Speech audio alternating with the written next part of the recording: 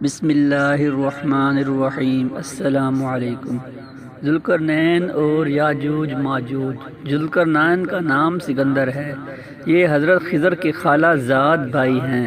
حضرت خضر ان کے وزیر اور جنگجو میں علمدار رہے ہیں۔ یہ حضرت سام بن نوح کی اولاد میں سے ہے اور یہ ایک بڑھیا کے اکلوتے فرزند ہیں۔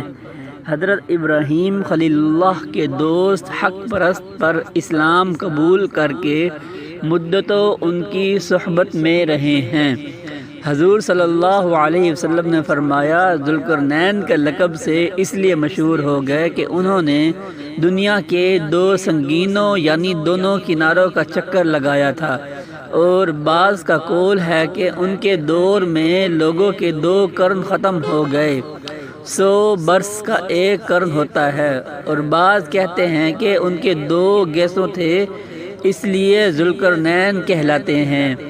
اور یہ بھی ایک قول ہے کہ ان کے تاج پر 2 سینگ بنے ہوئے تھے، اور بعض اس کے قائل ہیں کہ خود ان کے سر پر دونوں طرف ابہار تھا جو سینگ جیسا نظر آتا تھا، اور بعضوں نے یہ وجہ بتائی کہ چونکہ ان کے باپ اور ماں نجیب الطرفین اور شریف زادہ تھے، اس لیے لوگ ان کو ذوالقرنین کہنے لگے۔ واللہ اعلم۔ اللہ تعالیٰ ان کو تمام روئے زمین کی بادشاہی عطا فرمائی تھی۔ دنیا میں کل 4 بادشاہ ایسے ہوئے ہیں جن کو پوری زمین کا پوری بادشاہی ملی۔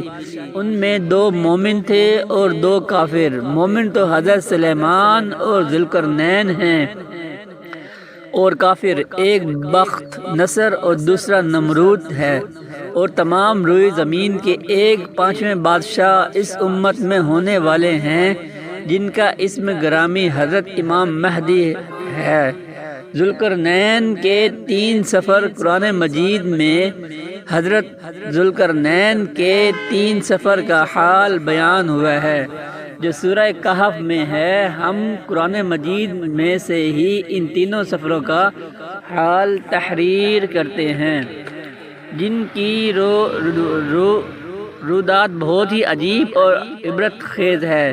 ان کو ایسی قوم ملی جو جانوروں کی کھال پہنے ہوئے تھے، ان کے سوا کوئی دوسرا لباس ان کے بدن پر نہیں تھا، اور دریائی مردہ جانوروں کے سوا ان کی غذا کا کوئی دوسرا سامان نہیں تھا۔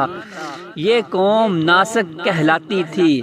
حضرت ذوالقرنین نے دیکھا کہ ان کے لشکر بے شمار ہیں اور یہ لوگ بہت ہی طاقتور اور جنگجو ہیں، تو حضرت ذوالقرنین نے ان لوگوں کے گرد اپنی فوجوں کا گھیرا ڈالا، ان لوگوں کے بے بس کر دیا۔ چنانچہ کچھ تو مشرف بے ایمان ہو گئے اور کچھ ان کی فوجوں کے ہاتھ سے مقتول ہو گئے۔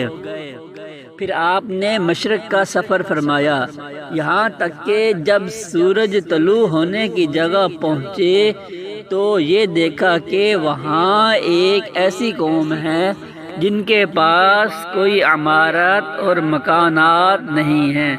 ان لوگوں کا یہ خیال تھا کہ سورج طلوع ہونے کے وقت یہ لوگ زمین کی غاروں میں چھپ جاتے تھے، اور سورج ڈھل جانے کے بعد غاروں سے نکل کر اپنی روزی کی تلاش میں لگ جاتے تھے۔ یہ لوگ منسک کہلاتے تھے۔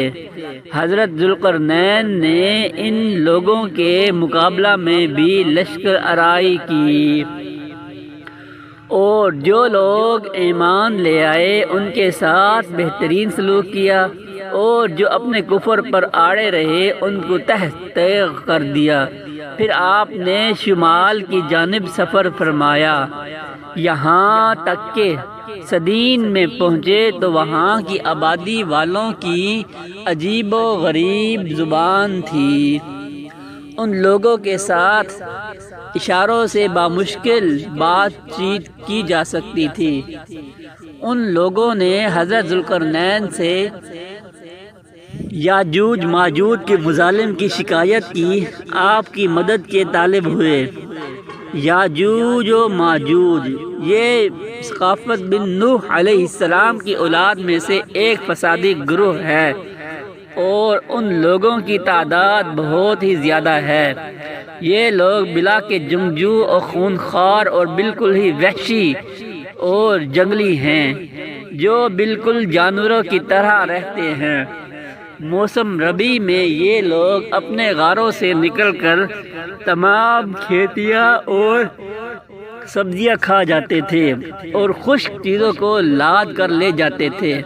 آدمیوں اور جنگلی جانوروں یہاں تک سانپ، بچھو